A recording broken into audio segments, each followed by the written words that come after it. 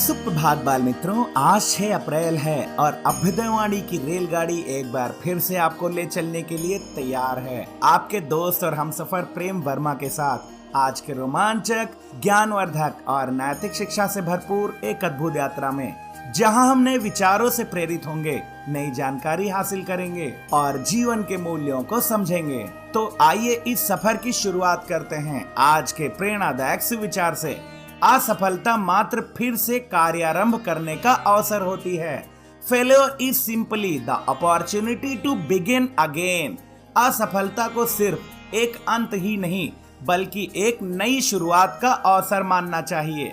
यह सुविचार हमें बताता है कि असफलता जीवन का एक स्वाभाविक हिस्सा है और हमें इससे डरना नहीं चाहिए, बल्कि हमें इसे एक सीखने के अवसर के रूप में देखना चाहिए और फिर से प्रयास करना चाहिए।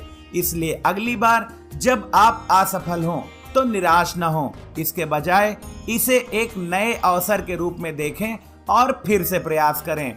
अभ्युदयवाणी में अब जानते हैं आज का अंग्रेजी शब्द जो है variance. VARIANCE।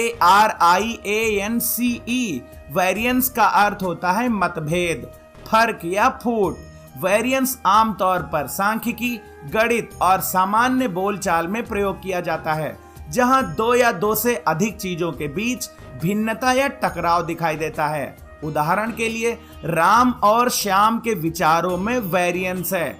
There is a variance between Ram and Shyam's opinion.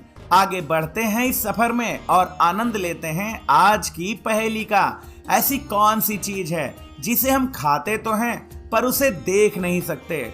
इस पहेली का जवाब है कसम। अब अगला स्टेशन है आज का इतिहास। इतिहास हमें अतीत से सीखने और वर्तमान को बेहतर बनाने का मौका देता है। आइए इतिहास के पन्नों में आज 6 अप्रैल की कुछ प्रमुख घटनाओं पर नजर डालें। सन 1980 में आज ही भारतीय जनता पार्टी यानी बीजेपी की स्थापना हुई और अटल बिहारी वाजपेयी इसके पहले अध्यक्ष निर्वाचित हुए। सन 1919 में आज ही महात्मा गांधी ने रॉलेट एक्ट के खिलाफ अखिल भारतीय हड़ताल का आह्वान किया। सन 1930 में आज ही गांधी जी ने नमक कानून के विरोध में साबरमती आश्रम से दांडी तक 385 किलोमीटर की पदयात्रा करके दांडी पहुंचकर नमक बनाकर ब्रिटिश कानून को तोड़ा, जिससे स्वतंत्रता आंदोलनों को नई गति मिली। 1966 में आज ही मिहिर सेन ने पाक जल डमरू मध्य तैर कर पार किया, जो भारत और श्रीलंका के बीच हिंद महासागर में स्थित है। सन 1896 में आज ही यूनान की राजधानी एथेंस में पहले आधुनिक ओलंपिक खेलों की शुरुआत हुई। सन 1917 में आज ही प्रथम विश्व युद्ध के दौरान अमेरिका ने जर्मनी के खिलाफ युद्ध की घोषणा की। अभ्युदयवाणी की अगली कड़ी प्रेरक व्यक्तित्व में आज हम जानेंगे मिहिर सेन के बारे में। मिहिर सेन भारत के प्रसिद्ध लंबी दूरी के तैराक और अंतरराष्ट्रीय स्तर पर ख्याति प्राप्त साहसी थे। उन्होंने अपनी अद्भुत तैराकी क्षमता से दुनिया भर में भारत का नाम रोशन किया और कई ऐतिहासिक उपलब्धियां हासिल की। मिहिर सेन का जन्म 16 नवंबर 1930 को पश्चिम बंगाल के पुरुलिया जिले में हुआ था। उनके पिता एक डॉक्टर थे और बचपन से ही मिहिर को पानी से गहरा लगाव था। हालांकि उन्होंने तैराकी को गंभीरता से अपनाया बाद में, जब वो एक कानून की पढ़ाई कर रहे थे। मिहिर सेन ने कई चुनौतीपूर्ण जल मार्गों को पार करके इतिहास रचा है। वे इंग्लिश चैनल पार करने वाले पहले भारतीय बने। उन्होंने 14 घंटे और 45 मिनट में 1958 में यह सफर पूरा किया। 1966 में वे पनामा नहर तैर कर पार करने वाले पहले व्यक्ति बने। 1966 में ही उन्होंने जिब्राल्टर जल डमरू मध्य पार किया। उन्होंने दारदानेलेस जल डमरू मध्य तुर्की को पार किया। उन्होंने विश्व के 7 महासागरों की प्रमुख जल संधियों को तैरकर पार करने का रिकॉर्ड बनाया। ये उपलब्धियां उन्हें विश्व में एक विशेष स्थान दिलाती हैं। मिहिर सेन को उनकी असाधारण उपलब्धियों के लिए 1959 में पद्मश्री और 1967 में पद्म भूषण से सम्मानित किया गया। 11 जून 1997 को कोलकाता में उनका निधन हो गया, लेकिन उनकी विरासत आज भी युवाओं को प्रेरित करती है। भारत सरकार ने उनके सम्मान में डाक टिकट भी जारी किया है। मिहिर सेन सच्चे अर्थों में एक जल योद्धा थे, जिन्होंने अपनी तैराकी से असंभव को भी संभव कर दिखाया। अभ्युदयवाणी के दैनिक विशेष में अब हम जानेंगे 6 अप्रैल को मनाए जाने वाले विकास और शांति के लिए खेल का अंतर्राष्ट्रीय दिवस के बारे में। खेल मनोरंजन का साधन मात्र ही नहीं, बल्कि यह मानव विकास, एकता और शांति का भी प्रतीक है। इस महत्व को रेखांकित करने के लिए प्रतिवर्ष 6 अप्रैल को विकास और शांति के लिए खेल का अंतर्राष्ट्रीय दिवस मनाया जाता है। संयुक्त राष्ट्र द्वारा 2013 में इस दिवस की स्थापना की गई थी, जिसका उद्देश्य खेल के माध्यम से सामाजिक परिवर्तन, स्वास्थ्य, जाति, धर्म और राष्ट्रीयता की सीमाओं को पार करके मानवता की भावना को मजबूत करना है।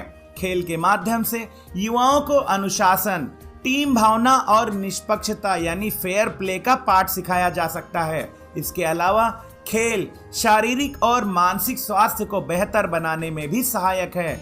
यह दिवस हमें यह याद दिलाता है कि खेल केवल प्रतिस्पर्धा ही नहीं, बल्कि सहयोग, सद्भाव और सामाजिक उत्थान का भी साधन है। सरकारों, संस्थाओं और नागरिकों को चाहिए कि वे खेल को बढ़ावा देकर एक स्वस्थ, शिक्षित और शांतिपूर्ण समाज के निर्माण में योगदान दें। खेल से जुड़े विकास को बढ़ावा दें और शांति का संदेश फैलाएं। अभ्युदयवाणी के अंतिम पड़ाव पर अब सुनते हैं आज की प्रेरणादायक बाल कहानी, जिसका शीर्षक है खिड़की का कांच। एक बार की बात है, एक पति पत्नी नया किराए का घर लेकर आए। अगली सुबह नाश्ता करते समय पत्नी ने खिड़की के बाहर देखा तो सामने वाली छत पर फैले कपड़े नजर आए। अरे वाह, देखो तो ये लोग कपड़े धोना भी नहीं जानते, कितने गंदे लग रहे हैं। पत्नी ने नाक सिकोड़ते हुए कहा। पति ने उस तरफ देखा पर कुछ नहीं बोला। अगले कुछ दिनों तक यही दृश्य बार बार दोहराता रहा। हर बार पत्नी कपड़ों को देखकर बड़बड़ाती, इन्हें कोई सिखाने वाला नहीं है क्या? हर बार यही हाल। पति चुपचाप सुनता रहा, मगर एक दिन उसने एक छोटा सा काम किया। अगली सुबह जब पत्नी ने फिर से खिड़की से देखा तो आश्चर्य से बोली, अच्छा, आज तो कपड़े एकदम साफ दिख रहे हैं, शायद किसी ने समझाया होगा। पति मुस्कुराया और बोला, नहीं प्रिय, किसी ने कुछ नहीं कहा, बस आज सुबह मैंने इस खिड़की के कांच को अच्छी तरह साफ कर दिया है। असल में गंदगी हमारी खिड़की पर थी, उनके कपड़ों पर नहीं। उस दिन पत्नी को अपनी गलती का एहसास हुआ और उसे एक बड़ी सीख मिली कि दूसरों में दोष निकालने से पहले यह जरूर देख लेना चाहिए कि समस्या कहीं हमारे नजरिए में तो नहीं है। ये कहानी हमें सिखाती है कि दूसरों को जज करने से पहले स्वयं को सुधारो। अक्सर हमारी नकारात्मक सोच ही चीजों को गलत दिखाती है। जिस तरह साफ कांच से दुनिया साफ दिखती है, उसी प्रकार पवित्र मन से हर इंसान अच्छा नजर आता है। आज की अभ्युदयवाणी का सफर बस यहीं तक था। कल सुबह फिर मिलेंगे एक नई ऊर्जा के साथ, रोमांचक, ज्ञानवर्धक और नैतिक शिक्षा से भरपूर एक रोचक सफर में। आपका दिन शुभ हो। जय हिंद, जय भारत।